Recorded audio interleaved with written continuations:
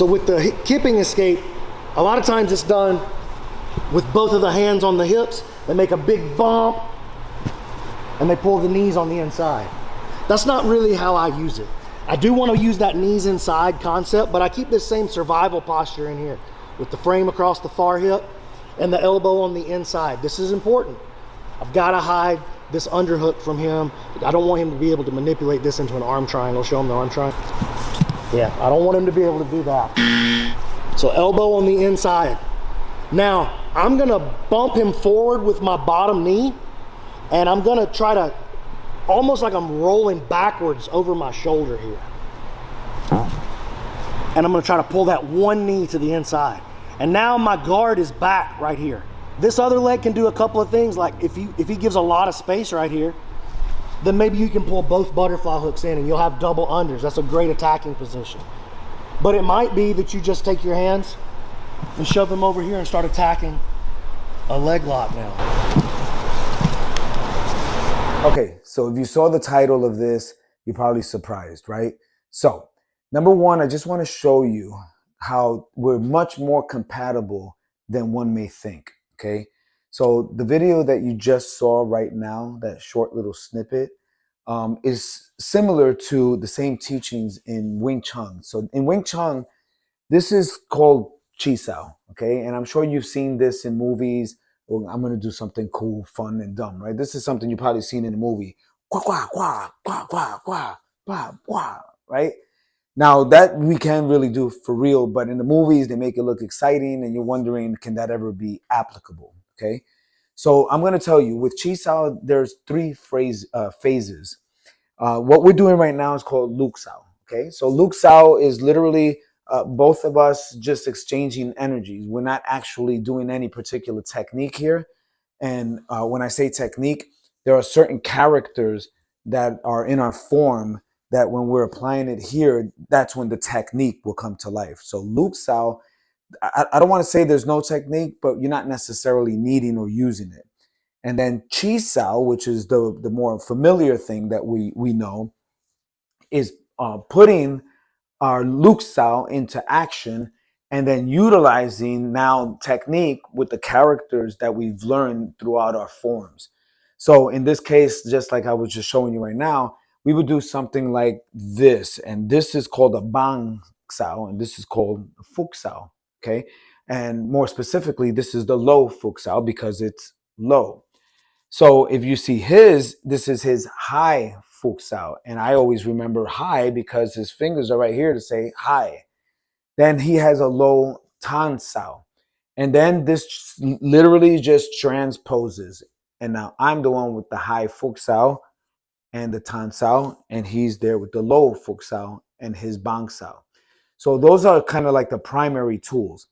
And in Chi Sao, what we try to do to sharpen those tools is I'm going to give him some energy that's always going to center and then vice versa. And that's how we're staying afloat, by the way.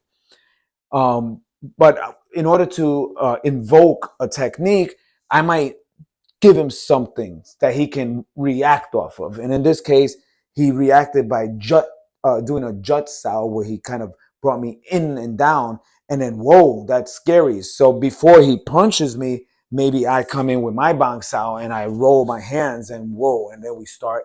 And now both my hands are in the inside and both his hands are in the outside. And we can roll and do this all day, okay? So what is the purpose of that, you're probably asking? So just like the video you saw up front, you have to learn how to crawl before you walk. That's so cliche, but it's absolutely correct in any art.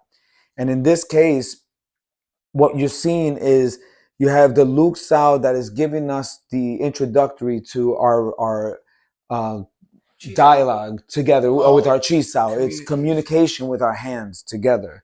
And then the Chi Sao is taking everything we know from Wing Chun up until this point and now utilizing it in a way, which, by the way, I should have mentioned that this is also referred to as sticky hands. And it's obvious why it's sticky hands, because we're sticking with each other. But more importantly, what you might see sometimes is see somebody do this, pull back to punch, and go here. So in the disengaging, you just lost chisao, sticky hands. So that would be the equivalent to in jujitsu. I say, okay, I'm gonna roll under here. I'm gonna grab this and boom. And you know, in jujitsu, that you would stick, you would move somewhere, and then you slide your hand, and then boom, you got the lock.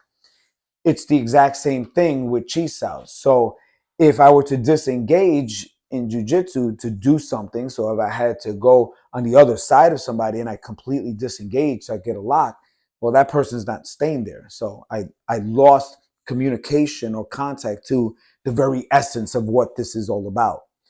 And then this graduates into something called Gorsao. Now, Gorsao is the fighting application of where I can do the chisao, but then I want to actually hurt him. So I might hurt, and then he tries to hit me to hurt, and whoa, and hurt, and hurt. So this is more of the fighting aspect of it, to hurt to get to my objective, but utilizing all the techniques from Chisao, which is a derivative from the Luksao that gave me the energy and that impetus that I needed to get to that point. So there's a gradual graduation to get to that point. So I'm just going to show you just a few techniques, okay, just as an example of how some of these things can be complicated. And while I'm speaking about it and teaching slow, these things are usually happening pretty quickly, okay? Just like the jujitsu video that you saw in the beginning. So here's a technique, okay, that is pretty common, but for you guys, you may not really understand it yet. So this is a technique where I'm going to try to transpose these two hands, okay? But keep in mind, Chisao is, even though I let go and this is vertical, he's still, his objective when I let go vertically is to continue to go here in the Z axis, all right? So here's my Y and here's a Z. So his job, just like my job, is always to continue to just go. So you would liken that to, here's a dam, here's the water, and that water is constantly there. And then you take the dam out and that water just goes. And that's exactly what's happening here. So this technique, although on the surface might look like it's easy, when you're dealing with somebody who knows what they're doing, when that dam opens, that water's flowing. So I'll show you an example where I try to transpose, but I get hit. So this is where we know in any fighting style, it doesn't matter whether it's boxing, kickboxing, Muay Thai, wrestling, you need to get into a position before you can go out there and do something like that. And this is just going to be true with everything. So while conceptually it makes sense, like, wow, I would really like to transpose this conceptually, doing it is another thing. And that's the whole thing with any art. And so this is why I'm making this video, is so that you can get a better understanding. When you're doing something, there is a breakdown first, and then the application. When the application happens, when the application happens, sometimes it happens so fast that you actually don't get to appreciate all of the things and the nuances that are happening. So that's why I'm breaking it down slow, so that you can appreciate what's actually happening. So when it happens, and the technique that I'm going to be using soon, you can really appreciate, to know that if I'll be doing this slow, I'm going to get hit. If I actually apply it the way it's supposed to be applied, I can possibly get to where I'm trying to go, okay? And this is where the appreciation for any art happens. And now you do have to do this in person with somebody so you can understand and feel the pressure and the feeling, the energy. So I'm gonna try. I have a chess move in my mind. Okay. So we already belabored the point that when I go like this, boom. Now I wanted to get this hand. Okay, this hand up here. But remember, if I do it slow motion, you see that? I don't get it because I get hit first because it's his job. So we got that point. So what would I have to do in order for that not to happen? Well, if I'm the one initiating it, so I already know that I'm going to do it, I would have to move to another direction. So if you notice, when I transposed this time, I moved in my X, my level dropped in my Y, and I was able to come in my Z. But all of this happened instantly in one shot. Now, if I were to break down everything that happened right there, it would be too long for this video. But the essence of this video, or I should say the impetus of what brought this about, is that, you know, I think that sometimes people have a biasness with, they don't mind learning something that has 59 steps to get that final goal, that final objective, that final choke. But when you see it in another art, you go, well, that's not realistic. Well, no one's going to stay around there. And 39 different moves, that's never going to happen. And this is where your error and your ignorance comes in. So we're just going to break that ignorance. And I do want to show you that I'm going to do the same thing. And I want you to see that now that you know, look at the XYZ, look at the motion, look at the hands, and look at my objective. So I go, boom, bam. Okay, now I did the same thing. So I'm going to show what I did slow motion. I transposed just like I said. Now remember, I'm going in the y-axis. So meaning he went to get me, by the way. But because I knew he was going to get me, I got this hand to break this, to close the dam. So some of the water went through, but the dam closed down. But by the time the dam closed down, the energy came on this side. And I was able to either pack this, or go in. But remember, I stepped in while all of this was happening. So it's just like, it's just like any other art. You know, anyone could teach anybody how to punch somebody in the face. As a matter of fact, you don't even need a special character for your hand to punch somebody in the face. But how they get there to punch you in the face is a different thing. And it's an even more different thing when not only I could teach you how to punch somebody in the face and how to get there, but what would you do when the other person is retaliating back?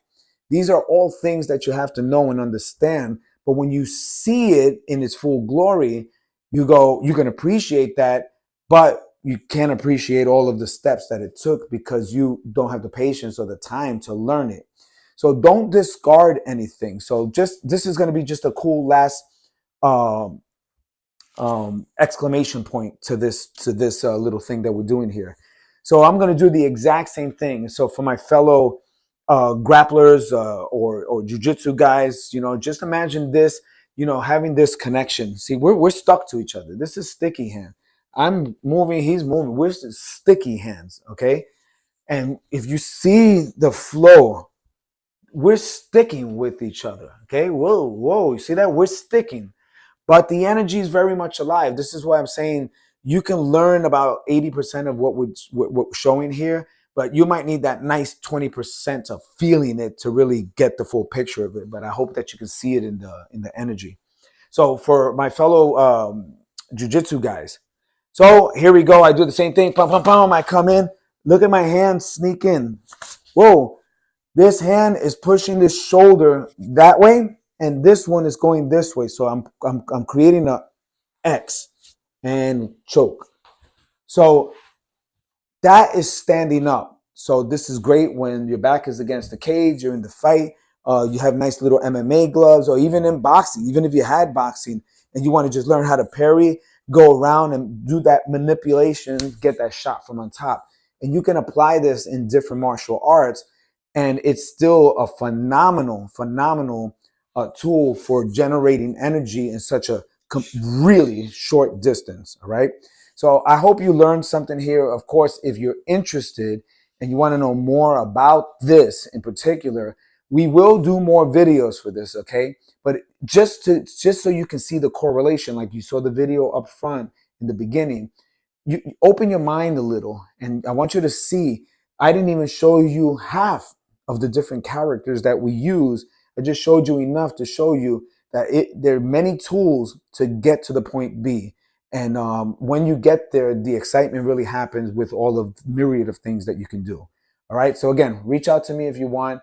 And again, here, use the mic because where you can be. Got it. So you guys can reach me at Wing Chun Science _24 on Instagram, and on YouTube and TikTok, it's Coach Tsunami, right? From the Wing Chun Science family, guys. All right. Beautiful, guys. And you know where to reach out to me. Peace.